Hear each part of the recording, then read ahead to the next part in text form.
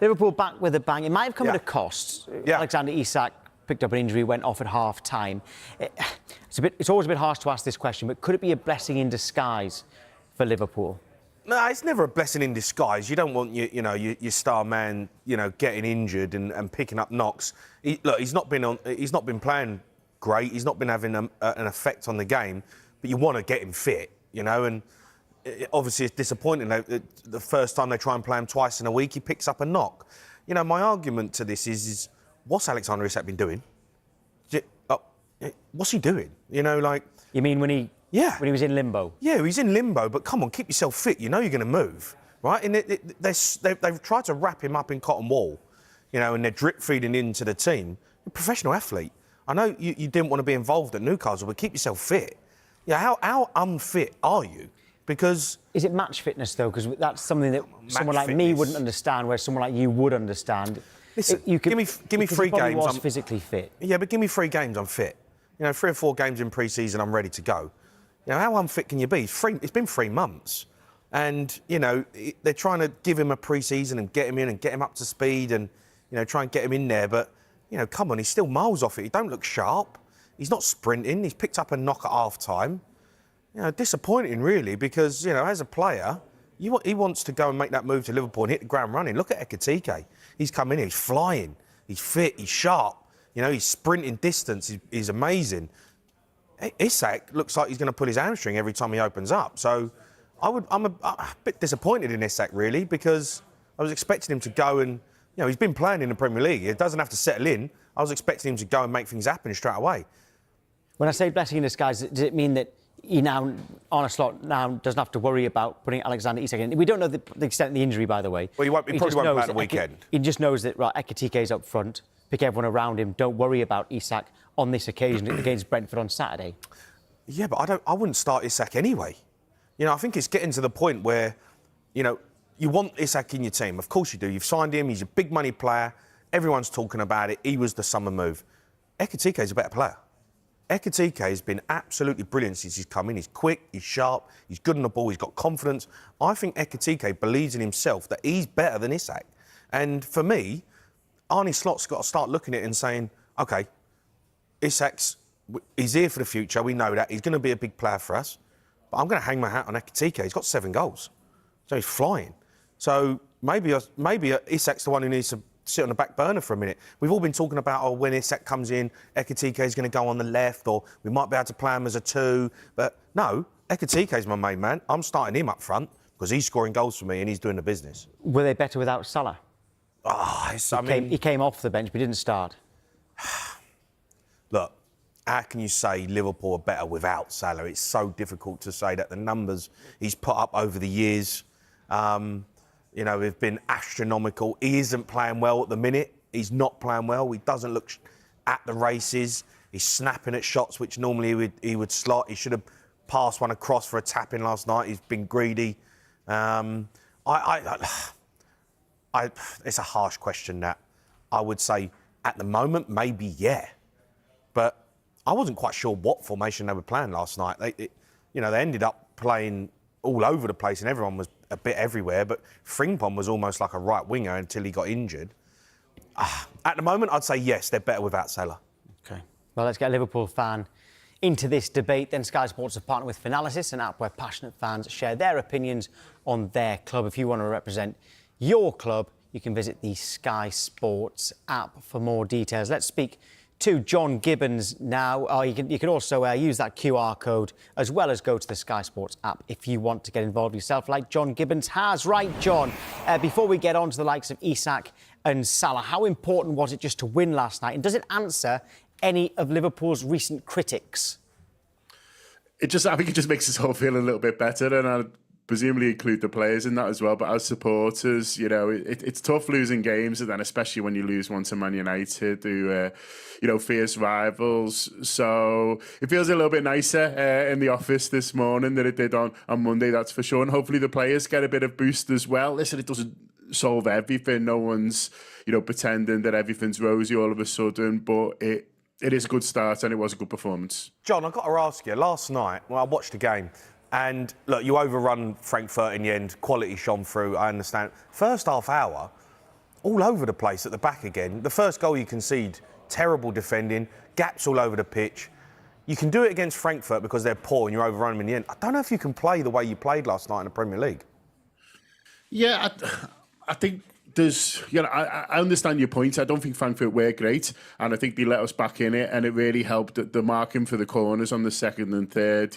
I don't expect Brentford to make it that easy for us from set pieces at the weekend, that's for sure. So I think they struggled a little bit to get the balance in midfield. First, they went for 2 from a free, and I think Szoboszlai and Curtis are used to playing in a free. They were pressing up and getting caught, and I think that was causing a few gaps. But I think once they got to grips with it, I thought it was a lot better, and it was just nice to see some better individual performances. I don't think as a unit they're quite gelling, and I think that's fair. But there were still some really good individual performances and some good goals as well. So we'll take that for a turning point, hopefully, and move forward. They basically played 3-2-5 last night.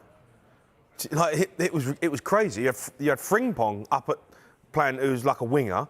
Then you had Ekitike, Isak, Wirtz, and Gakpo. Do you quite like that, John? Do you quite like that? I mean, that's very attacking. Do the Liverpool's fans want to see that? I think. Listen, you want to win, and I think if you win, then the tactics are great, and if you don't, then people are saying, well, why were we so open? Why were we so able to pick us apart? It's a tough balance at the moment, and the manager he's trying to create more chances. I think he's looked at it last season, and we played a lot of tight games. Listen, we were champions, but I think he's looked at it and thought there's certain games which could have gone either way. He's looking now to create more and to have games where we're winning by 4 goals like we did last night, but that does make you a little bit more open, and we're just seeing some growing pains at the moment, and then there's a couple of key players out of form, there's new players who maybe haven't hit the ground running, and so it's all combining to mean that people are looking at it and going, I'm not quite sure what we're seeing at the moment. I'm not sure that everything's working quite right, but it is still quite early in the season, and we're hoping it's going to click soon. Yeah. We're doing a poll right now, actually, John, and the question is, are Liverpool better off without Isak and Salah in the starting 11? We've heard Jamie's views on that. Right now, would you say you are better off without them? Not when they're fit and firing, because we know that they would be in any team. But right now, would you prefer to see them not starting? I think it's 2 separate ones for me. I think Ekitike has been really unlucky not to start more. His last start before this one was Everton, and we won that game. He scored a great goal.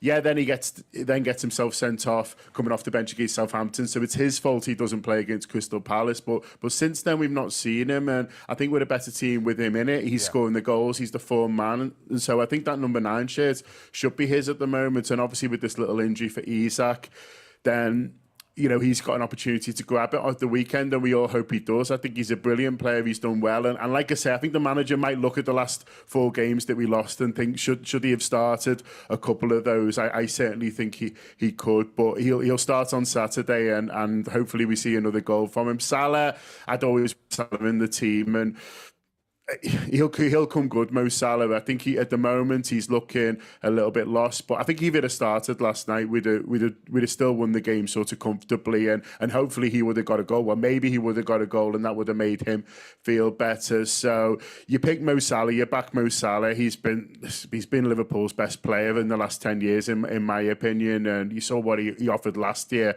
All that hasn't disappeared, and so I'd certainly rather have Mo Salah in it. And I think if you ask a few Brentford fans on here, do you want to see Salah in the team on Saturday or on the bench? They'd say on the bench. Yeah, good point. I mean, on our poll, by the way, 75% of people are saying that it's best to drop Isak and Salah, which has surprised me a little bit. We have had a voice note from a Liverpool fan called Chris talking about Mo Salah.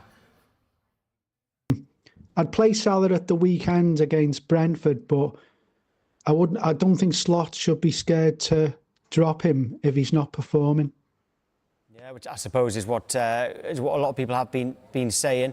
Keep your voice notes coming in, by the way, and anything we're talking about on the show. In terms of Liverpool... Is he undroppable? I think that's one for John. Is he undroppable, John? I mean, I guess he drops him last night, doesn't he? He's on the bench, and so that's the second Champions League game in a row. There's a difference between resting and dropping, isn't there? Well, it's semantics. It's how the manager tries to sell it. I mean, if you ask him, I think he'd say he was dropped. Mo Salah doesn't feel like he needs a rest. You'd be surprised to see him out for an extended period. I think that is fair to say. If he don't play against Brentford at the weekend, he's been dropped. It's a big story, isn't it? It's a big story if he doesn't. I think he almost is undroppable if you want to use that definition, because he's such a huge player and he's such a moments player as well. And we've all seen Salah do nothing for 88 minutes and then suddenly he carves someone open with a brilliant pass and we score. And also as well, you think, well, who else is going to play on that right-hand side? Yeah. You know, he brought Frimpong to do a little bit there. He's just got injured. Yeah. Chiesa, he doesn't want to start for whatever reason. He likes him off the bench. And so at the moment, I think he is. But as I say, I'm backing the manager on it. I'd much rather him in the team than not. I'm not on X, but I hear that you were critical of Arne Slot after the Manchester United defeat on Sunday. Yeah. Change your tune now, haven't you, John? Why was that? Because you have just said you backed the manager. Yeah, because listen, I think we were all hoping for after that international break to see something completely different, and we were all hoping to see it, and then we don't. Supporters are passionate. We get frustrated. You lose to Manchester United. It's your head's on Mars, isn't it? That's how you are as a football fan. You know, we're all got that within us. But I've always thought he's a fantastic manager. I just thought we were going to see something different after that break. And then picking the same team surprised me. And then losing late to Manchester United and seeing their fans celebrating just isn't a nice feeling. But listen, he's won the league. He's come in and done it. And I'm sure he'll get it right. He will get this team right. It's not quite there yet, but listen, you speak to any Liverpool fan, they're backing him to do the job. What could he have done differently in that international break? If he came back and picked the same side, etc., what did you want him to be doing, given that he probably didn't have many of his players? Well, it's a balance, I think, between do you pick players who are in form, or do you pick players who've got a very high ceiling, who've done it for you in the past but are out of form a little bit? And it is hard. And the manager, they're paid to make the decisions. They make the decisions. It's easy for us. We could sit here and say, would have done this, would have done that. But you see how well Curtis Jones played, for example, last night, and he has the whole international break off. He's there. He would have been fresh. And someone like him coming into the team at the weekend against Man United, he's a scouser as well. He knows how big that game is.